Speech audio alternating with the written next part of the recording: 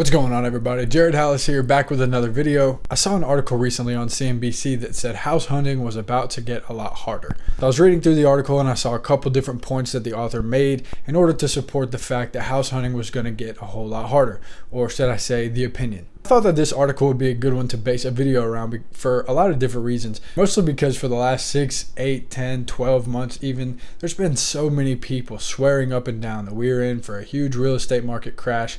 And here we are in July, and the bubble has not popped. Were we at a rate of unsustainable growth for a while there? Absolutely, we certainly were, but that never necessarily meant that the market was going to crash. Correct C word for the circumstance that we sort of saw a little bit of was a correction. Once again, yes, the pace we were at was completely unsustainable, but that does not mean that we have to revisit 2007, 2008 in order to kind of reset the real estate market. While I'm sure that everybody, myself included, would love for housing prices to be that low again, I just don't see that happening. And once again, this journalist from CNBC here seems to think that house hunting is actually going to get a whole lot harder, implying that the demand is going to continue to go up or the inventory is going to go down, one of the two. The main reason why this journalist said that house hunting was about to get a whole lot harder is because there's not really any indicators at the moment that point to interest rates going down. And while you would think, well, Jared, if interest rates are up, that means there's going to be less buyers. So that means that we're good. You know, if there's less buyers, there's less competition. So house hunting is going to get easier, not harder. And that is true in some cases, but not necessarily painting the whole picture. We saw interest rates drop to such a low level that basically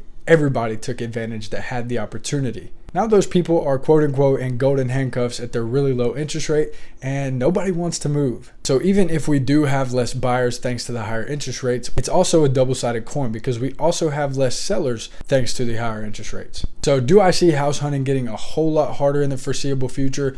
I really don't. I think it's going to stay about the same that it's at right now. We still have a pretty fair amount of competition, and while thankfully it's not 2021 or 2022 or even 2020-esque, I would say, it's still pretty difficult to obtain a house right now. A lot of people still out looking despite the higher interest rates because historically we still are at a pretty good interest rate. Inventory has not climbed up to a point yet to where we can say we are even close to a buyer's market. If you saw my most recent market update, you could see that at least in Coweta and Fayette County, the inventory is trending in a positive direction, but we've got a long way to go. And if the rates continue to go in the direction they're going, which is up, then less people are going to be inclined to sell. That being said, if you are a buyer right now, I still think it's a good time to buy. And the reason why is if the interest rates go back down, we're going to be in another situation like we have been for the last few years where it is just a frenzy. You don't want to be a part of that. So if you secure your house now, even at the interest rates that we're at, you can either refinance then and ride the equity wave back up when that demand goes back through the roof. You can get your house now at maybe a little bit better price than you will be able to when it gets back to that frenzy point again.